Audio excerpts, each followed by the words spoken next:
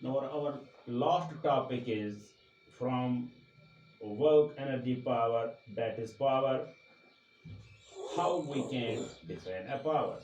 Power तो जो हमें लगभग इसको समझने में हमें ज़्यादा डिफ़िकल्टी नहीं आनी चाहिए, क्योंकि पावर जो है, मैं आपको यहाँ एक यहाँ पर मान लीजिए मेरे पास एक रोड है और इस रोड पे यहाँ पे एक आदमी चल रहा है और यहाँ दूसरा आदमी भी चल रहा है। ये मान लीजिए ये बच्चा जो है ये यंग है और जो ये वाला है दिस इज ओल्ड पर्सन। यानी जो ये यंग आदमी है ये ज़्यादा दौड़ सकता है, जो ये बूढ़ा आदमी है ये कम दौड़ सकता है। जो आदमी ज़्यादा काम करे और कम टाइम लगे, यानी अगर इस आदमी ने एक ही सफ़र उनको तय करना था यहाँ से यहाँ तक, इस आदमी ने इसको किया 5 सेकंड में, इस यंग आदमी ने, इस बूढ़े आदमी ने इस सफ़र को तय किया 10 मिनट में, 10 सेकंड में या 10 सेकंड में इसने ये तय किया। तो हम कहेंगे कि इसका जो काम करने का जो इसमें क्षमता है, उसमें जो काम करने की जो शक्कत है जवान में वो ज़्यादा है, जो ये बूढ़ा है उसमें इतना दम नहीं है।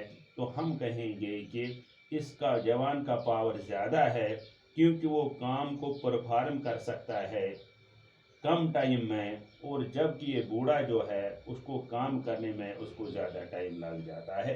तो हम सिंपल मानों में ये कहेंगे कि इसका पावर ज़्यादा है और इसका पावर कम है। लिहाजा पावर को डिफाइन करने का तरीका है, power is defined as the rate of doing work. Power is defined as the rate of doing work. So mathematically we can write power is equal to work divided by time, that is power is equal to W by T. Power depends on the following, that is time.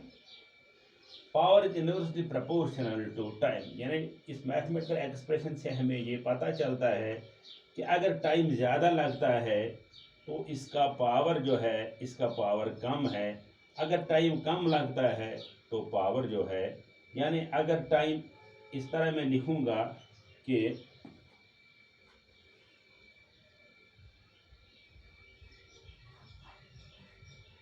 यानी power जो है, power is equal to W by T. अगर time increase हो रहा है, जो ये power है ये डिक्रीज हो रहा है। अगर टाइम डिक्रीज हो रहा है यानी कम टाइम है तो पावर जो है ये इंक्रीज हो रहा है। This is the simple way how we can understand the power. That is power depends on time, that is power is inversely proportional to time, that is power is 1 upon t. If a body takes lesser time, अगर body को कम time लगेगा for doing work, it is power is said to be greater and vice versa. Vice versa मतलब ये हुआ, अगर time कम लगता है तो बॉडी का पावर ज़्यादा है, अगर टाइम ज़्यादा लगता है तो बॉडी का जो पावर है वो कम है। अब हम इसका ऐसा यूनिट जो है वो हम ऐसा यूनिट की तरफ we will now focus our attention on SI unit of power.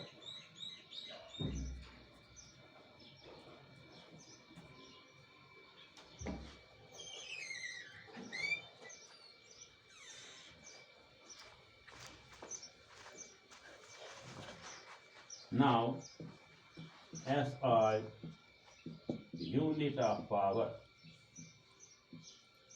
क्योंकि हमने पावर को ऐसे डिफाइन किया, यानी मैं ऐसे बताऊंगा, SI यूनिट ऑफ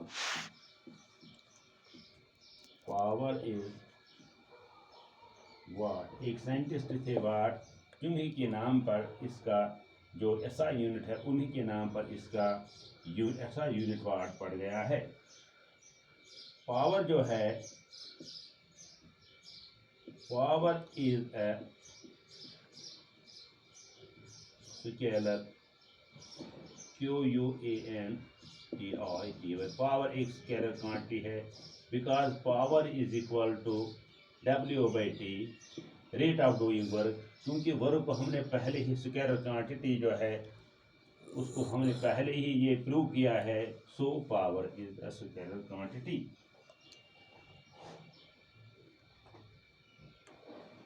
अब मैं इस तरह लिखूंगा, SI unit of work is joule. यहाँ पे वर्क है, इसका SI यूनिट जूल है।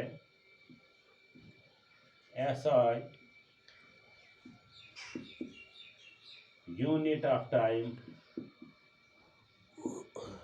is second. So now I will define what is 1 watt. 1 watt is amount of power when a body can perform 1 joule of work in 1 second. Now I will define 1 watt. यानी W यानी power is equal to W/T. SI unit of power is watt.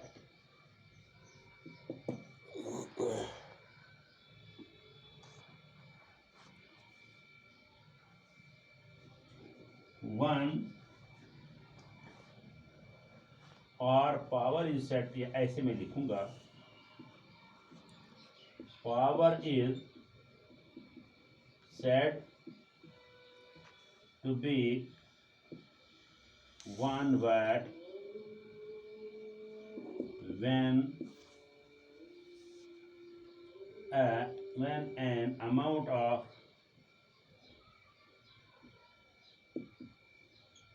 1 joule of work is done in 1 second। यानी SI unit जो power का है that is watt, power is set to be ये 1 वाट है power जब when 1 joule of amount is performed और when 1 joule of amount is done in 1 second। जब 1 joule का काम 1 सेकंड में पूरा हो जाए तो उसको हम कहते हैं 1 वाट। So SI unit of power is 1 watt. So thus we have completed the topic work, energy,